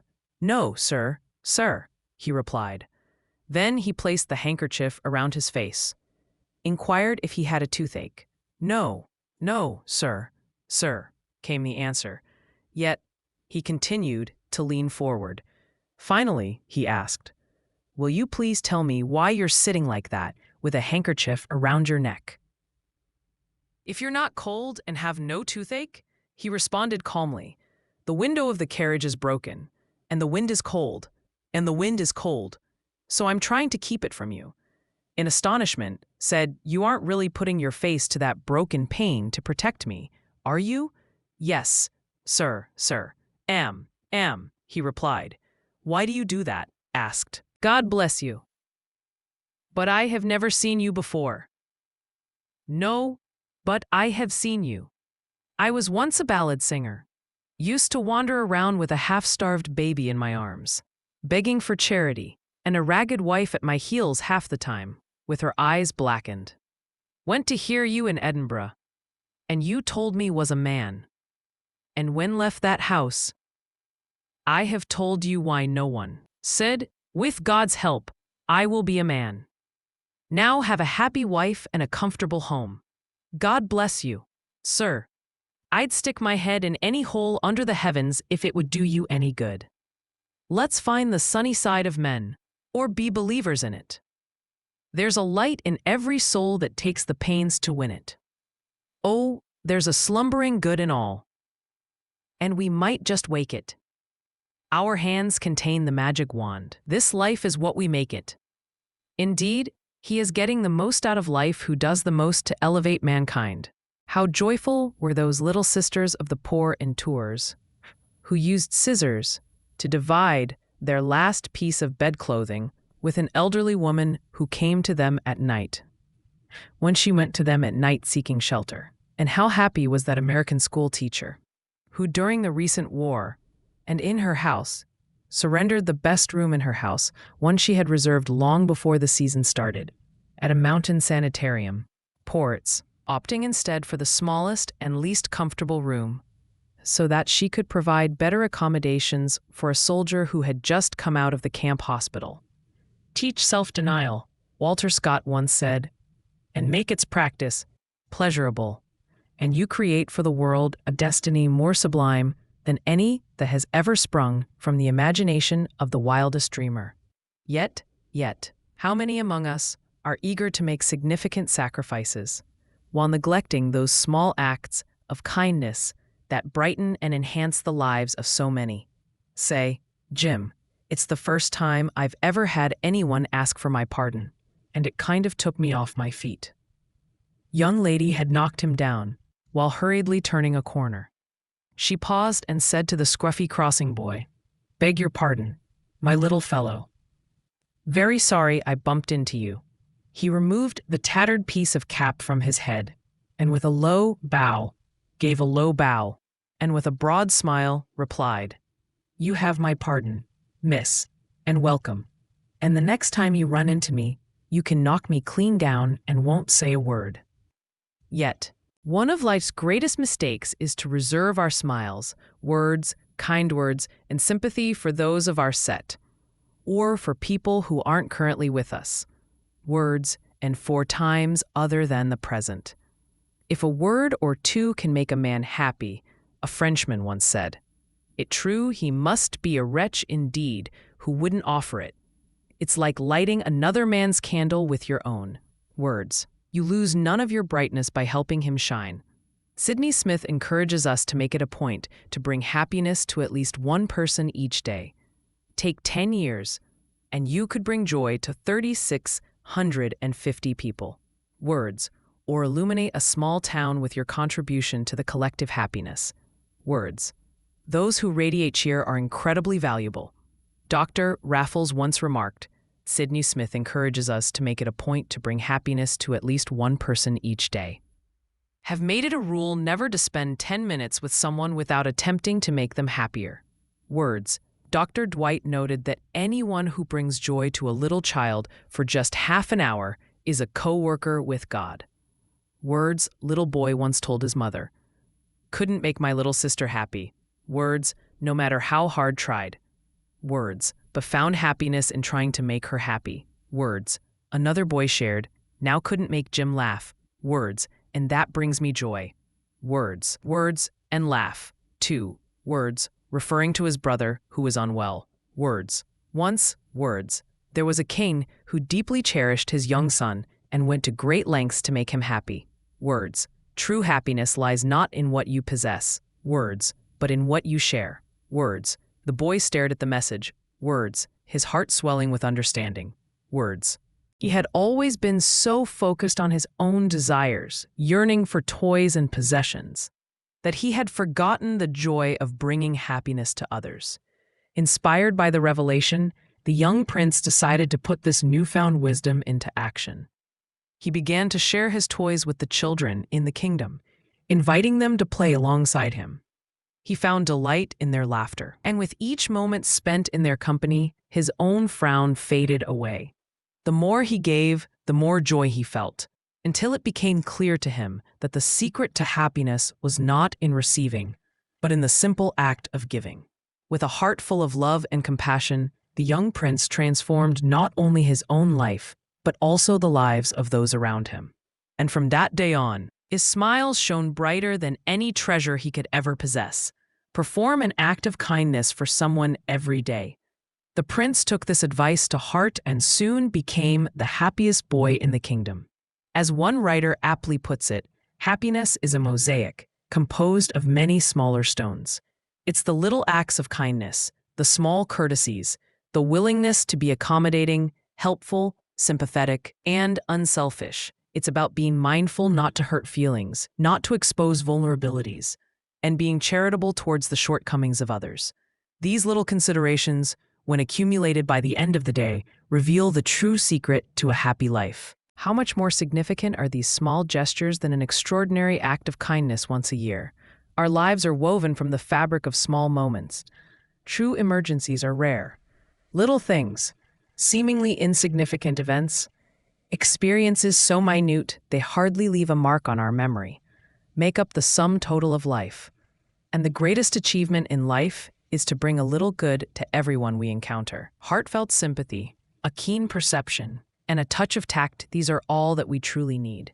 This point is beautifully illustrated by a report of an incident that took place on a train traveling from Providence to Boston. A lady was taking care of her father, whose mental faculties had begun to decline with age.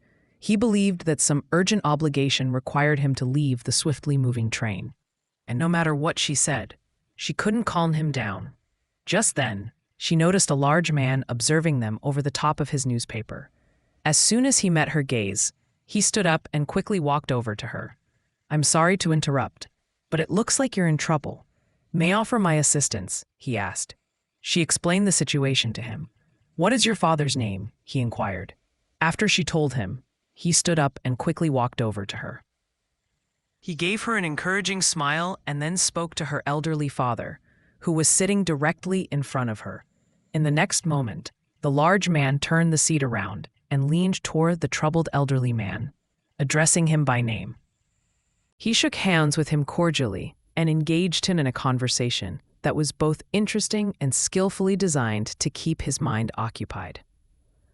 The old gentleman became so absorbed in their discussion that he forgot all about needing to leave the train, not remembering it again until they reached Boston. Upon arrival, the stranger helped the lady and her charge into a carriage. After receiving her assurance that she felt perfectly safe, now he was about to close the carriage door when she suddenly realized that, in feeling so secure in the presence of this noble-looking man, she hadn't even thought to ask for his name. Hastily placing her hand against the door, she said, "Pardon me, but you've rendered me such a service. May not know whom I'm thanking." The big man smiled as he turned away, responding simply, "Phillips Brooks." "What a gift it is," said Beecher, the great preacher of cheerfulness, "to make all men better and happier without even knowing it. We do not suppose that flowers are aware of how sweet they truly are. These roses and carnations have brought me joy for a day. Yet they stand huddled together in my pitcher, seemingly unaware of my affection for them or the gracious work they are performing. How much more remarkable is it to possess a disposition that naturally exudes sweetness, calmness, courage, hope, and happiness. This is the gift of good nature found in a broad-minded, strong-spirited individual. When such a person experiences happiness, they have barely begun to fulfill their purpose. God sends us a heart singer, a person whose essence is vast and radiant, and who, through their very presence and spontaneous actions, soothes, uplifts, and aids those around them. God bless them, for they bless everyone. This is precisely what Mr. Beecher would have said about Phillips Brooks. And what could be more fitting than to liken the heart's good cheer to a floral offering? Aren't flowers appropriate gifts for people of all ages, in any circumstance they may find themselves? The heart's cheer and acts of kindness are always welcomed by children and youth, busy men and women, the elderly, and a world of the ill. Thus live and die, immortal man, says Dr. Chalmers. Live for something, do good, and leave behind a monument of virtue that the storms of time can never destroy. Write your name in kindness, love, and mercy upon the hearts of those you encounter, and you will never be forgotten. Good deeds will shine as brightly on earth as the stars do in heaven. What is essential for achieving true happiness is a well-balanced life. Not ease, not pleasure, not mere happiness, but the essence of a life lived fully is what nature seeks. There is, as Robert Waters puts it, no success without honor, no happiness without a clear conscience, no purpose in living at all if it is solely for oneself. It is not at all necessary for you to amass a fortune, but it is absolutely essential that you become a fair-minded, honorable, and useful person, radiating goodness and cheerfulness wherever you go, and making your life a blessing to others. As a French proverb wisely states, when a man does not find repose in himself, it is vain for him to seek it elsewhere. Blessed is he who feels no discord with the harmony of the universe, who remains open to the voices of nature in the spiritual realm, and who perceives the light that has never shone on sea or land, Such a life can only express its inner harmony. Every pure and healthy thought, every noble ambition for the good and the true, every heartfelt longing for a higher and better existence, every lofty purpose and selfless endeavor strengthens the human spirit, making it more harmonious and more beautiful. It is this alone that provides a self-assured confidence in one's divinely bestowed abilities, along with a noble cheerfulness, akin to that of a celestial being. This is what an ancient writer referred to as the paradise of a clear conscience. Consider this to be profoundly true, that a noble deed is a step toward God, elevating the soul from the ordinary to a purer atmosphere and a broader perspective. We rise by the very things beneath our feet, by what we have mastered in terms of goodness or gain, by the pride we have set aside and the passions we have overcome, along with the challenges we confront each day. And our joy is the grace we offer to God. When think of God, Haydn confessed to Carpani, "My heart fills with such joy that the notes practically leap from my pen." Gibbons echoes this sentiment. Our lives are songs. God provides the words, and we compose the music at our own pace. The song can be sad or joyful, depending on how we choose to craft the rhythm. We must create the song. ... Regardless of the words, ... whether it's rhyme or meter. If the song is sad, we have the power to make it joyful. If it begins sweet, we must strive to make it even sweeter. Now, ... turning to the theme of looking pleasant, which is something that must be developed from within. ... On a sudden impulse. ... An elderly woman, a widow of a soldier who lost his life in the Civil War, stepped into a photographer's studio to capture her likeness. ... Now, turning to my theme of looking pleasant, want to emphasize that this quality must be cultivated from within. On a sudden impulse, a woman, a widow of a soldier who lost his life in the Civil War, stepped into a photographer's studio to capture her likeness. As she sat before the camera, peering out from behind the black cloth, said, "Brighten your eyes a little."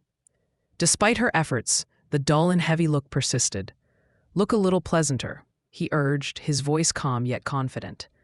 The woman shot back, all silent and expected to the brightness. If you think that an old, weary woman can suddenly look bright, or that someone who feels unhappy can simply be pleasant at your command, you really don't understand human nature. It takes something from the outside to lift the spirits and bring light to one's face. The photographer smiled and replied, "Oh, no, it doesn't. It's something that has to be worked on from the inside. Give it another try." There was something in his demeanor that inspired trust, and so she took another attempt, this time with better results. "That's good. That's wonderful," he exclaimed enthusiastically. "You look 20 years younger," exclaimed the artist as he noticed the fleeting glow illuminating her once faded face. She returned home with a curious feeling in her heart. It was the first compliment she had received since her husband's passing, and it left behind a delightful memory. When she arrived at her little cottage, she gazed into the mirror for a long moment and thought, "There may be some truth to that, but I'll wait to see the picture." When the portrait finally arrived, it was like a resurrection. Her face appeared vibrant, rekindling the lost fires of her youth. She stared at it intently, then declared in a clear, confident voice, "If I could do it once, can do it again." Moving to the small mirror above her bureau, she encouraged herself, saying, "Brighten up, Catherine." And just like that, now the old spark flickered back to life.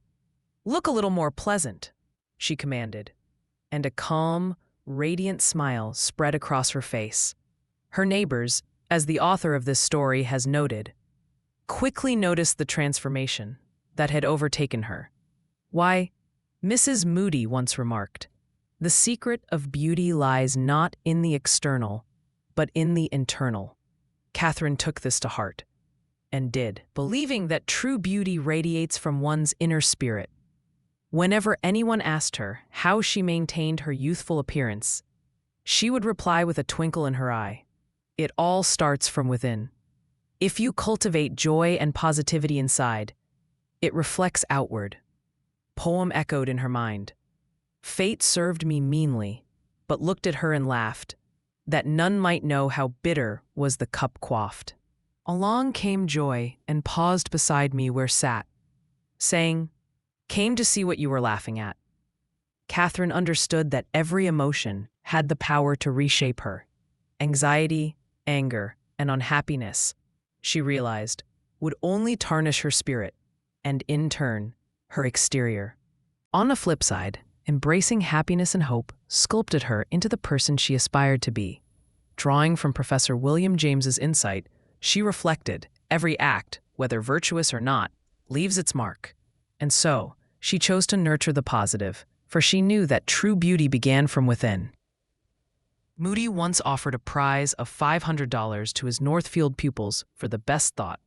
The winning entry read, "Men grumble because God placed thorns among the roses. Wouldn't it be better to thank God for the roses among the thorns?" This captures an essential truth. We conquer half the battle when we resolve to accept the world as it is, thorns included.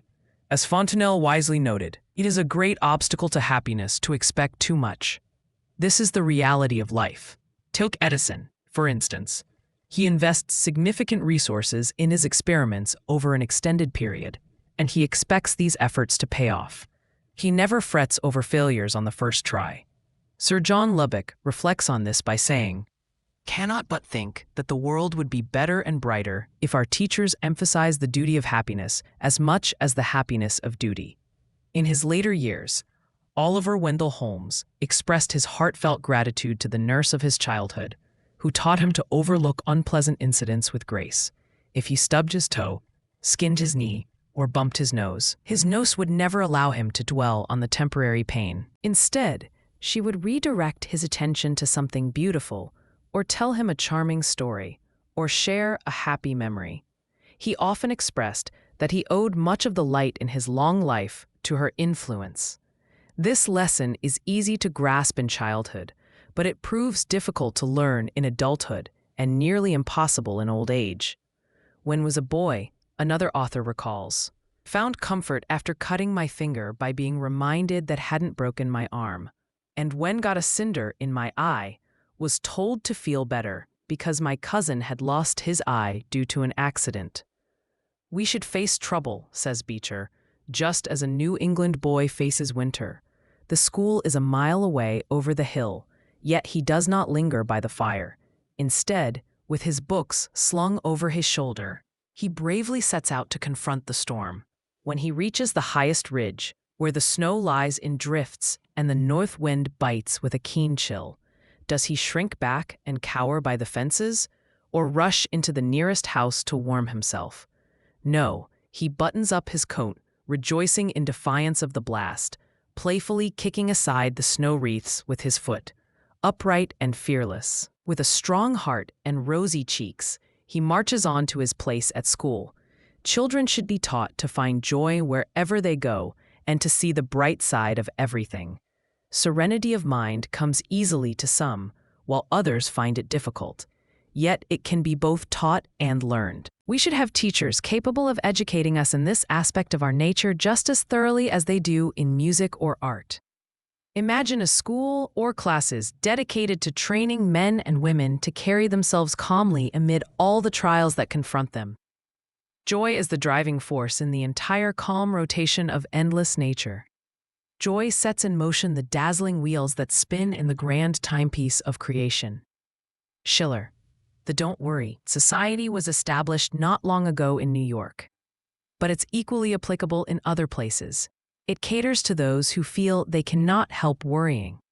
If you truly find yourself in that position, it indicates an abnormal state. You've lost self-control, and it's a mild form of mental derangement. You must confront your worrying habit as you would any disease. It's certainly something to be overcome, an affliction that you need to shake off. The saying, "Be good and you will be happy," is quite old, but Mrs. Mary Livermore now offers a new perspective. Be happy and you will be good. If unhappiness is akin to a bad habit, then you need to consciously shift your mindset through sheer will and practice cheerfulness. Happiness is something to be cultivated like playing the violin. In America, so our true adversaries are not hard work, but rather worry, fretfulness, and friction. You shouldn't wander about, showcasing either poor manners or a gloomy expression. After all, don't put up with the others. Who has the right to deprive others of their happiness? Do not, Emerson advises, hang a dismal picture on your wall, and avoid discussing gloom and despair in your conversations. If you're not feeling cheerful at the moment, act, speak, and carry yourself as if you are. You know, at best, had no money, but myself, shared a woman who had endured significant sorrows, yet faced them with a cheerful spirit, made a vow to never burden anyone else with my troubles. I have laughed and shared jokes when could have wept. I have consistently smiled in the face of every misfortune. I have strived to ensure that no one leaves my company without a happy word or an uplifting thought to carry with them. And happiness begets happiness.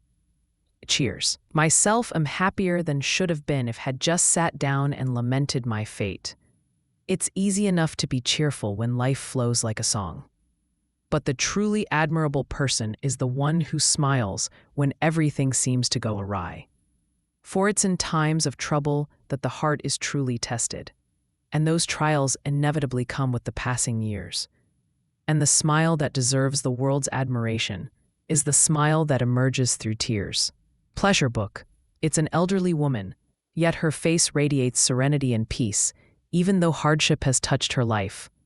She appears to be completely unaffected by the trivial concerns and frustrations that trouble the average woman, leaving their marks on her. One day, the fretful woman inquired about the secret to her happiness, and the lovely old face lit up with joy.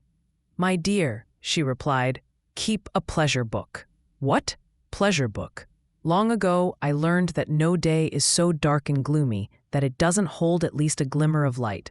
It has become my life's mission to document those little things that bring joy to a woman's heart. Maintain a book dedicated to each day of every year since left school.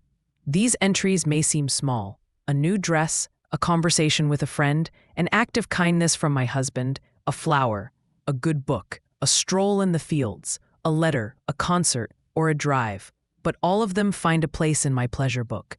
When feel overwhelmed or irritable, or simply revisit the pages to remind myself how fortunate and blessed truly am.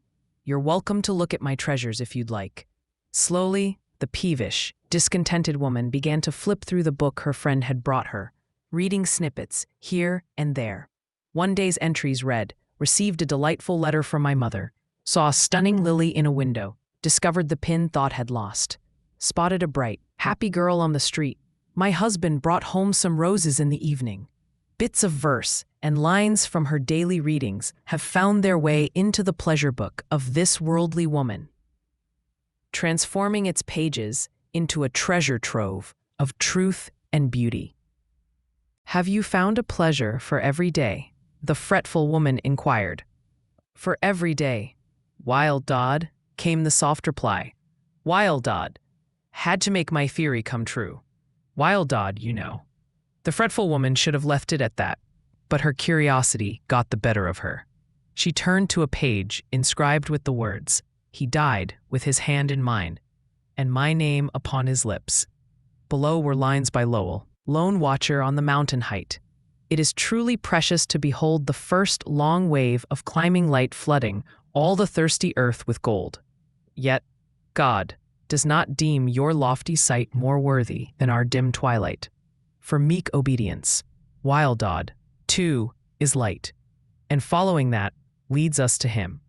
In one of the battles of the Crimea, a cannonball struck within the fort. Wild Dodd. It came the soft reply, Wild Dodd, you know, God does not deem your lofty sight more worthy than our dim twilight, yet is light. And following that leads us to him. Wild Dodd. In one of the battles of the Crimea, a cannonball struck within the fort. Wild Dodd. It came the soft reply, Wild Dodd.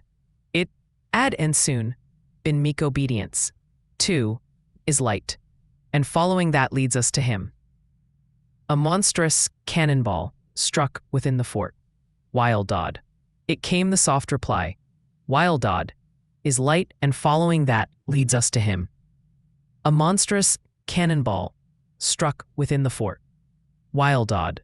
It came, while Dodd is light, and following that leads us to him. A monstrous cannonball struck within the fort. While Dodd is light, and following that leads us to him. Crashing through a beautiful garden. While Dodd. From the ugly chasm that was left behind, a spring of water burst forth, still flowing to this day, is as natural to a man's heart in strong health as color is to his cheek. While Dodd. And wherever there is a persistent gloom, there must be either bad air, while Dodd, unwholesome food, while Dodd, excessively severe labor, while Dodd, or misguided habits of life. It is indeed an erring habit of life if we do not strive to be cheerful first and foremost. We often find ourselves caught in a bleak routine due to circumstances that are entirely beyond our control. However, this reality does not diminish our responsibility toward God and humanity, our obligation to maintain a cheerful spirit.